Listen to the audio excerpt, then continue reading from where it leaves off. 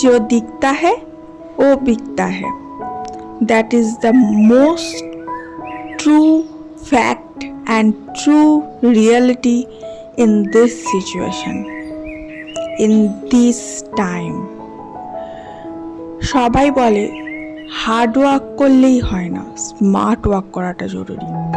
একজন সারা দিন ধরে গরু গাধার মতো পড়েই যাচ্ছে, বাট রেজাল্টে মোর দ্যান এনাফ নাম্বার আসছে না. বাট একজন সারাদিনে 2 ঘন্টা পড়ছে, বাকি 10 ঘন্টা চিল করছে, সে মোর দ্যান এনাফ র্যাঙ্ক করছে বা নাম্বার নিয়ে আসছে. বাট আজকালকার দিনে শুধু স্মার্ট ওয়ার্ক করলে হয় না, जो दिखता है वो बिकता है. You have to open up to earn something or achieve something in your life. By the way, সকালবেলা ঘুম থেকে উঠেই 2টো পার্সেল চলে আসে, যেটাকে দেখেই মনটা ভীষণ খুশ হয়ে যায়. 2টো ইনার অর্ডার করেছিলাম, ইনার ওয়্যার, আদারওয়াইজ এমনিও পরা যাবে, টি শার্টের মতো. এই যে একটা ব্ল্যাক কালার ছিল আর একটা ইয়েলো কালার ছিল. বাট এখন এগুলো পরে ট্রাই করার দেখার মতো সময় নেই, তো এই ট্রানজেকশনটা থাক, এটা আমি পরে ভিডিওতে দেবো, কারণ আমি পরে ফ্যাশন অ্যাপ হয়ে পরে দেখাবো. আর এটা হচ্ছে আমার মেয়ের জন্য অর্ডার করেছিলাম, কম্বো প্যাকে ইনার ওয়্যার পাওয়া যাচ্ছিলো বাচ্চাদের, তো ওর জন্য এটা অর্ডার করেছিলাম. তো আমি ভাবিনি এত কম টাকার মধ্যে এত ভালো জিনিস পাবো. ভীষণ comfortable, soft and easy to carry, আর কোয়ালিটিও নো ডাউট ভালো. আমার মেয়ে পড়ছে অলরেডি. তো এই যে দেখতে পাচ্ছ, আমরা অনেকগুলো কালারে একসঙ্গে ছিল, তার সাথে একটা সুন্দর নোটও দিয়েছিল. এই যে সুন্দর প্রিন্ট করা ছিল, 1, 2, 3, 4, 4 রকম কালার এবং 4 রকমের প্রিন্ট. ভীষণ সুন্দর, বাচ্চাদের পরে ভীষণ কমফর্টেবল, ভেতরে পরতে পারবে. যাই হোক, তো এই 2টো পার্সেল আসে এবং আমার মেয়ের এটা আবার পছন্দ হয়নি. সে বলে আমার এগুলো একটাও পছন্দ নয়, একটাতেও প্রিন্সেস করা নেই. আমি বললাম প্রিন্সেস তো রয়েছে. বলছে না, আমি যেরকম চাইছি সেরকম নয়. ওই যে দাঁড়িয়ে আছে রেগে মেগে, বলছে আমি পরবো না, তার মধ্যে থেকে একটি আমি পরবো, এটা আমার পছন্দ হয়েছে, বাকিগুলো আমি পরবো না. আমি বললাম ঠিক আছে, বেশ রাখ, পরে দেখা যাবে. বাচ্চাদের তো ক্ষণে ক্ষণে মুড চেঞ্জ হয়, তো এখন এগুলো তুলে রাখি, পরে ওকে বুঝিয়ে সুঝিয়ে পরিয়ে নেবো.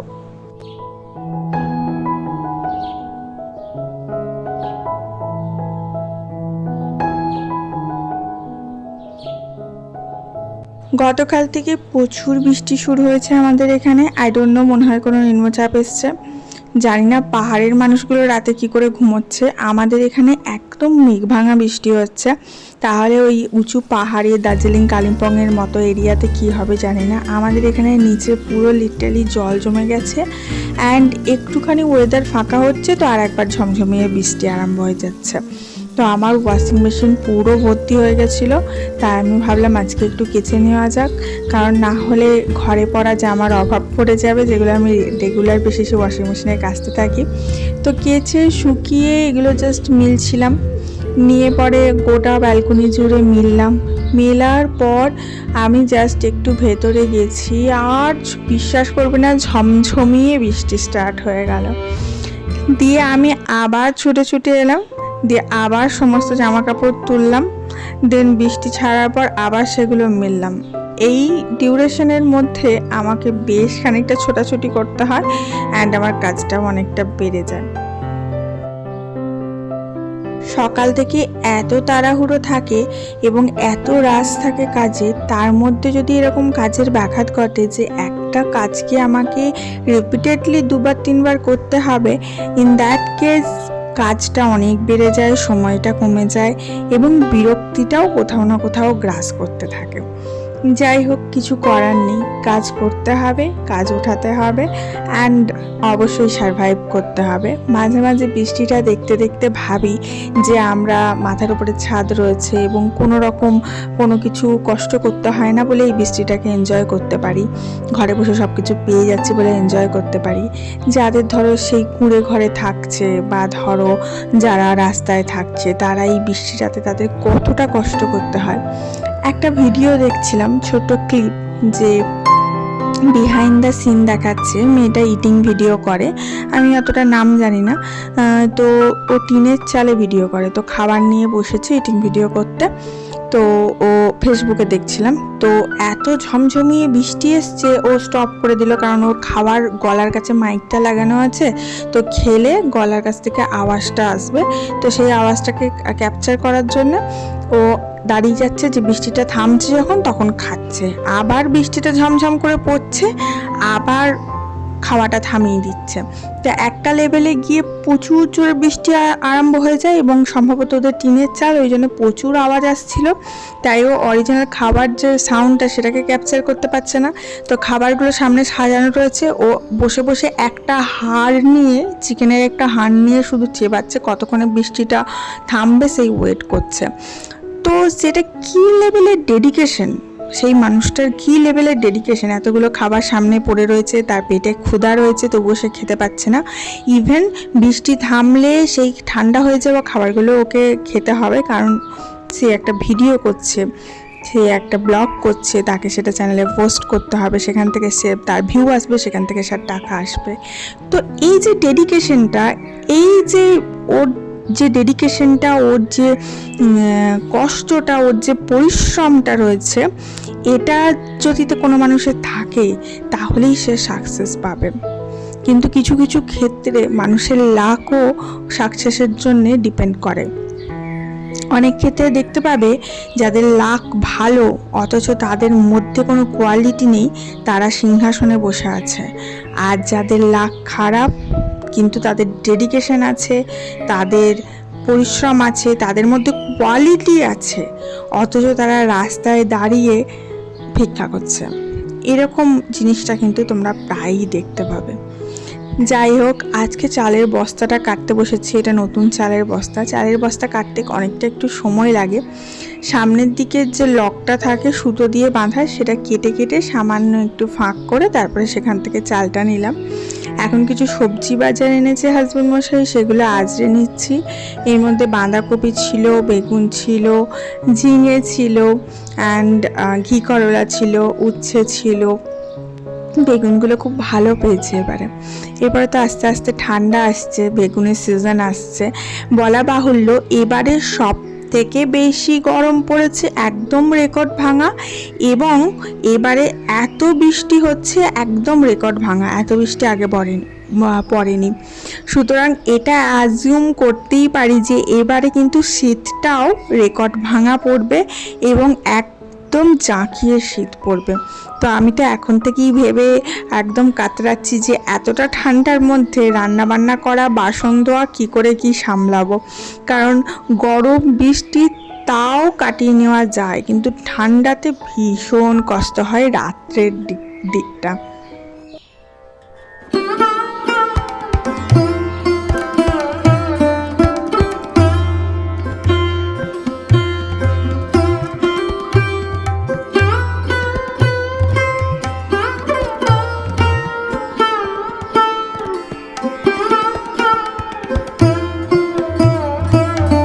মাঝে মাঝে ভাবি যদি একটা উঠান থাকতো তাহলে এই সবজি টবজি ধোয়ার কাজগুলো ভীষণ ইজি হয়ে যেত, বাট কি করব, আমাকে সমস্তটা বাথরুমেই করতে হয়। আমার ব্যালকনিতেই কোনো কল নেই, আর আমার কাছে কোনো উঠানও অ্যাভেলেবেল নেই।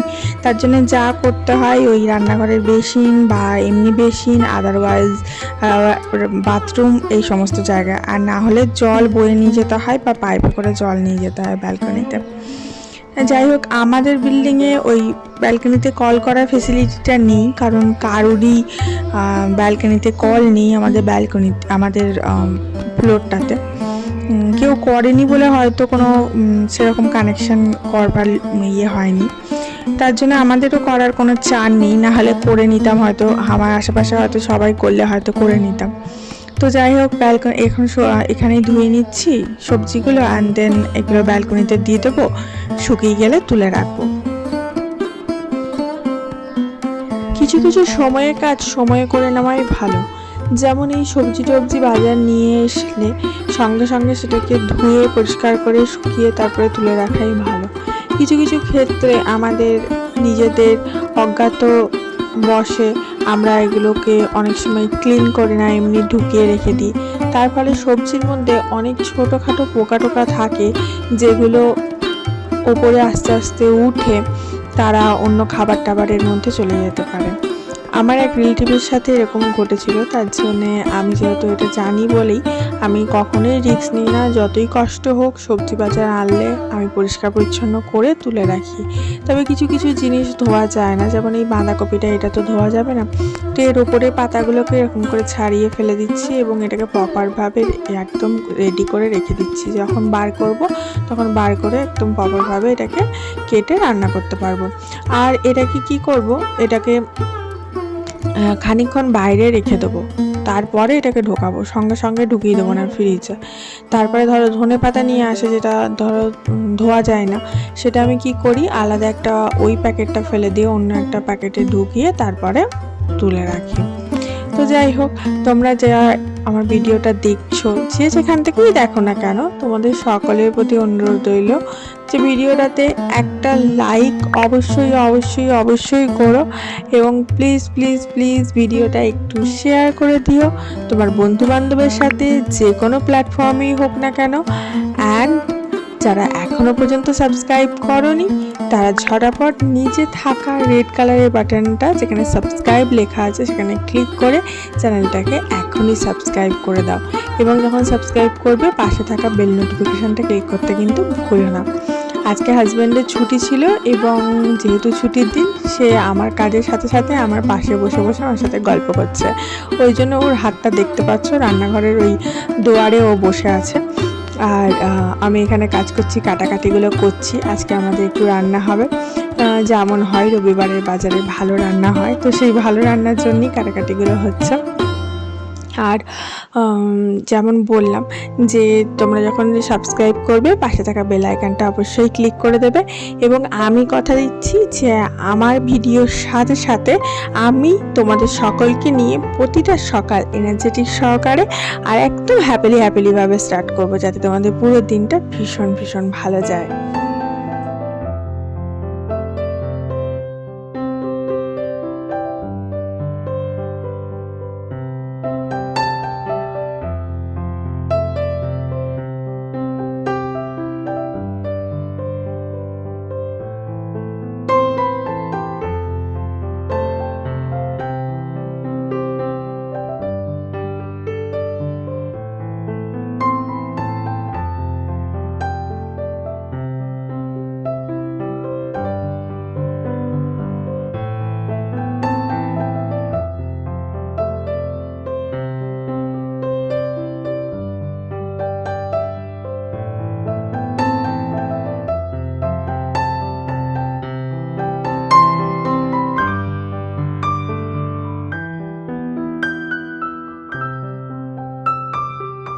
এখানে আমার বর একটু হিসাব টিসাব করছে, একটা বড় কাজে আমরা হাত দিতে চলেছি, ভগবান করে সেটা পূরণ হয়ে গেলে তখন তোমাদের সাথে শেয়ার করব। তো সেই ব্যাপারেই ও হিসাব করছে, এবং সেই ব্যাপারেই আমরা আলাপ আলোচনা করছিলাম। এবং সব সময় তো আলোচনাটা বসে বসে করা যায় না, কারণ কিছু না কিছু কাজ লেগেই থাকে, আর দিনের বেলা সময়টা প্রচুর চাপ থাকে। তার জন্য যেহেতু ছুটির দিন ও বসেছিল এবং আমি কাজ করছিলাম, আমার সাথে সাথে ও বসে আলোচনা করছিল। আমরা চেষ্টা করি ঘরের ছোট থেকে বড় যাই করি না কেন, যে কাজই করি না কেন, নিজেদের মধ্যে একটা আলোচনা করে নিজেদের মধ্যে একটা ডিসিশন নিয়ে দেন করতে, যে আমি আমার মতো ডিসিশন নিয়ে কাজ করলাম, ওর মতো ডিসিশন নিয়ে কাজ করলো, এটা আমরা কখনোই করি না। আর এটা আমরা প্রথম থেকে বজায় রেখেছি, এখনও বজায় রাখছি, এবং ভগবান করে ভবিষ্যতেও বজায় রাখার চেষ্টা করব।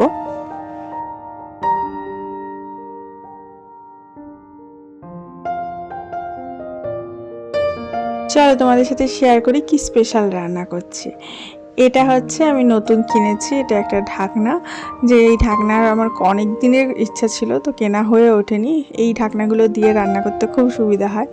তো এই যে দেখো, কষা কষা করে মাটন রান্না হচ্ছে, প্লাস হয়েই এসছে প্রায়। তো তো এই মাটনটা জাস্ট নামাবো তার আগে তোমাদের সাথে শেয়ার করলাম।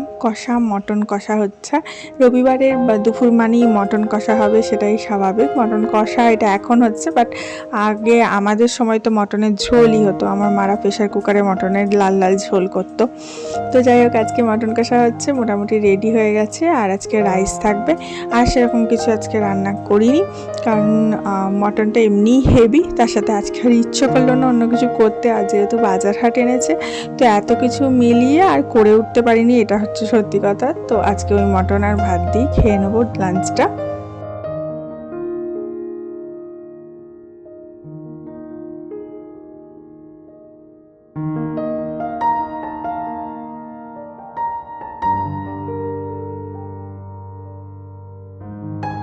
এখন আমি চান করতে যাওয়ার আগে একটু ফেস প্যাক লাগিয়ে নিচ্ছি। ওই যে ফেস প্যাকটা আমি দুদিন আগে করে রেখে দিয়েছিলাম ফ্রিজে, ওটাই বার করে রেখেছিলাম একটুখানি আগে, দিন এখন লাগিয়ে নিচ্ছে।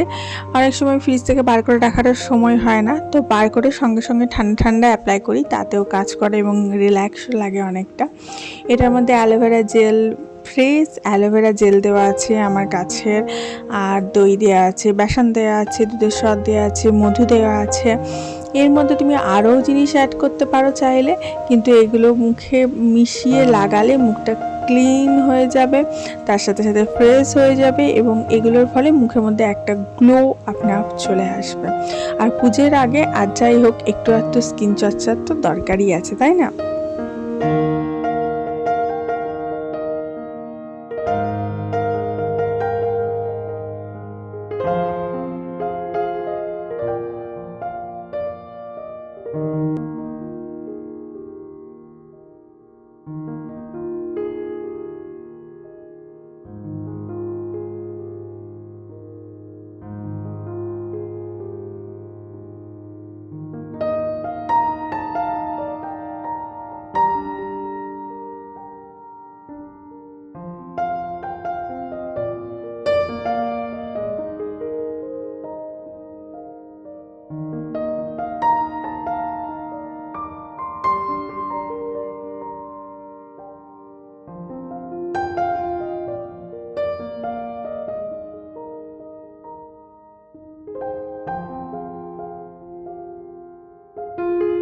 এরপরে গিয়ে আমি চানটা করে নেব, এবং চান টান করে একদম পুজো করে নেব, দেন তারপরে সবাইকে লাঞ্চ দেবো।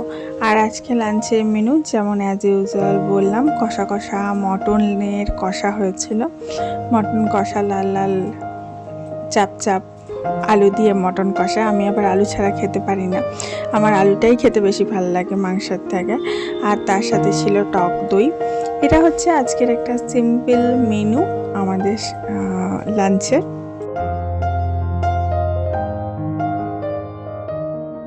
তো চলো এখন লাঞ্চটা কমপ্লিট করে নিই। প্রচুর ক্ষুধা লেগেছে, এত ক্ষুধা লেগেছে পেটে শিরে বেরিয়ে চলে আসছে, কারণ ঘরে চিকেন মটন হলে আমার ক্ষুধাটা একটু বেশিই লেগে যায়, মনে হয় যেন এক্ষুনি খেতে বসে যাই যখন থেকে গন্ধ ছাড়তে শুরু করে। আর আজকের মটন কষাটা ভীষণ টেস্টি হয়েছিল, একদম পুরো বিয়ে বাড়ির মতো, যেন একদম পাত থেকে ছাড়তে ইচ্ছাই করছিল না। আর একদম গরম গরম নামিয়েই খেতে বসে গেছিলাম, যে হাত দিয়ে এটাকে মানে করতেই কত টাইম লাগছিল। যাই হোক, চলো আজকে লাঞ্চটা এই দিয়ে কমপ্লিট করি, এবং আজকে ভিডিওটা এখানেই শেষ করছি। সবাই ভালো থেকো, সুস্থ থেকো, অনেক হ্যাপি থেকো, আর অবশ্যই অবশ্যই নিজে আর নিজের পরিবারকে সেফ রেখো। টাটা।